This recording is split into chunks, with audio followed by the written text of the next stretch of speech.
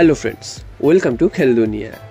গতকাল Durand derby বাতিল হওয়ার পর দুটো দলই কিন্তু এক পয়েন্ট করে পেয়েছে, যার ফলে দুটো দলই কিন্তু কোয়ার্টার ফাইনালে চলে গেছে। তো এবার প্রশ্ন হচ্ছে, কোয়ার্টার ফাইনালে মোহনবাগান এবং ইস্টবেঙ্গল কার কার বিরুদ্ধে খেলবে এবং সেই ম্যাচগুলো কোথায় হবে। তো গতকালই জানা গেছিলো যে ডার্বি তো বাতিল করেইছে, কলকাতায় আর ডুরান্ড কাপের অন্যান্য ম্যাচ নাকি সরিয়ে দিচ্ছে, অর্থাৎ মোহনবাগান ইস্টবেঙ্গলের বাকি ম্যাচও নাকি সরিয়ে দিচ্ছে। তো তেমনটাই কিন্তু জানা যাচ্ছে যে মোহনবাগানের ম্যাচ কিন্তু জামশেদপুরে দেওয়া হয়েছে। জামশেদপুরে মোহনবাগান আগামী 23 তারিখ খেলবে বিকেল 4টে থেকে পাঞ্জাব এফসির বিরুদ্ধে কোয়ার্টার ফাইনাল ম্যাচ, এবং ইস্টবেঙ্গল কিন্তু শিলংয়ে খেলবে লাজং এফসির বিরুদ্ধে কোয়ার্টার ফাইনাল ম্যাচ 21 তারিখ সন্ধ্যে 7টায়। তো এই হচ্ছে এই মুহূর্তে কোয়ার্টার ফাইনালের সূচি। তবে সবথেকে হাস্যকর বিষয় হচ্ছে, মোহনবাগান ইস্টবেঙ্গল যখন বাইরে গিয়ে খেলছে তখন কিন্তু কলকাতাতেই আরেকটা ম্যাচ ফেলেছে ডুরান্ড কর্তৃপক্ষ, সেটা কেরালা ব্লাস্টার্সের সাথে কিন্তু বেঙ্গালুরু এফসির ম্যাচটা হবে জুহারতী ক্রীড়াঙ্গনে। তো এখানেই কিন্তু সমর্থকরা সব থেকে প্রশ্ন তুলছে যে মোহনবাগান ইস্টবেঙ্গল কলকাতার দল হয়, তারা এইখানে খেলতে পারছে না, বাইরের দল খেলছে, তাহলে এত কিসের ভয়, এত প্রশাসনেরই বা কিসের ভয়, বা ডুরান্ড কর্তৃপক্ষই বা এরকম কেন সিদ্ধান্ত নিচ্ছে। তো তোমাদের জানিয়ে রাখি যে কোয়ার্টার ফাইনাল তো বাইরে খেলতেই হচ্ছে। যেটা শোনা যাচ্ছে, ডুরান্ড কর্তৃপক্ষ নাকি খুব করে চাইছে সেমিফাইনাল ফাইনাল যাতে কলকাতায় করা যাক।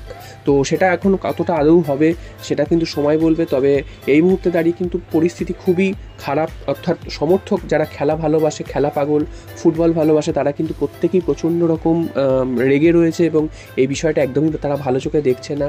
আজকের কিন্তু বিকেলবেলা থেকে বিভিন্ন রকম প্রতিবাদ কর্মসূচি রয়েছে ফুটবল প্রেমীদের তরফ থেকে।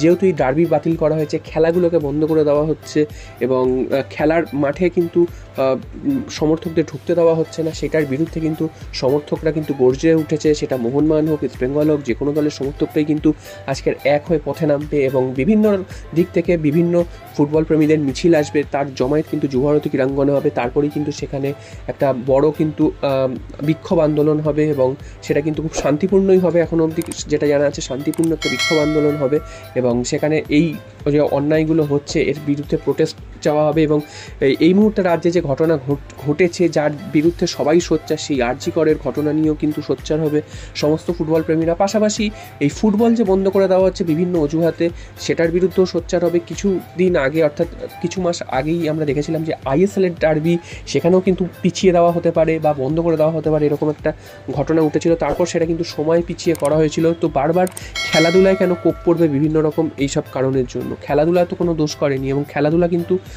সৌভ্রাতৃত্ব বাড়ায়। তো সেইখানে যদি কোপ পড়ে তাহলে কিন্তু সমর্থকরা খচে যাবে এবং মোহনবাগান ইস্টবেঙ্গল যেখানে সমর্থকদের আবেগ, তো সেই আবেগে যদি ঘা পড়ে তখন তো সমর্থকরা অবশ্যই এর বিরুদ্ধে সোচ্চার হবে।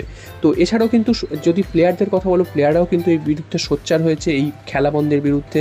এবং সেখানে তোমরা দেখে থাকো, প্রীতম কোটাল, প্রবীর দাস, সৌভিক চক্রবর্তী, এরা কিন্তু প্রত্যেকেই এর বিরুদ্ধে লিখেছে এবং তারাও কিন্তু খেলা যে বন্ধ করে দিচ্ছে সেটা কি একদম সমর্থন করেনি। যদিও সৌভিক চক্রবর্তী যে পোস্ট করেছেন তারপর কিন্তু সেই পোস্ট কিন্তু হঠাৎ করে ডিলিট হয়ে যায়। শুধু পোস্ট ডিলিট হয়নি, তার অ্যাকাউন্টে কিন্তু ডিঅ্যাক্টিভেট হয়ে যায়। তো এখানেও মনে করা হচ্ছে যে কোনো কি চাপের জন্য এই নথি স্বীকার করতে বাধ্য হয়েছেন, তো সেটা জানা যায়নি। তবে এই জিনিসগুলো কিন্তু ঘটছে এবং প্লেয়াররাও এর প্রতিবাদ করছে। আমরা এর আগে দেখেছি এই ক্রিকেট প্লেয়াররা পর্যন্ত প্রতিবাদ করেছে, এবার ফুটবল প্লেয়াররাও প্রতিবাদ করছে। তো সব মিলিয়ে কিন্তু ডার্বির বন্ধ হওয়ার প্রতিবাদ কিন্তু চলছে। দেখা যাক আজ বিকেলে সমর্থকরা কীভাবে প্রতিবাদ জানায়। তো আমরা